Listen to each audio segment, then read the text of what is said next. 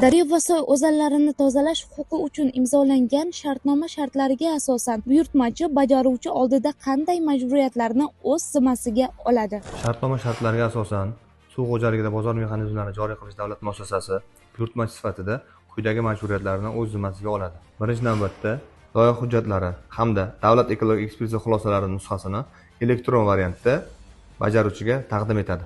Shuningdek, uchastkalarda, daryo o'zanlarida qum shag'al materiallarini tozalash jarayonida qazib olinayotgan qum shag'al materiallari hajmini oyma-oy davomida yuritib boradi. Buyurtmachi shartnoma shartlariga ko'ra bajaruvchi tomonidan qazib olinayotgan qum shag'al materiallarining hajmini har oy davomida monitoring qilib, hajm hisobini yuritib boradi. Ushbu holatda buyurtmachi hamda bajaruvchi vakillar tomonidan tegishli tartibda dalolatnomalar rasmiylashtiriladi.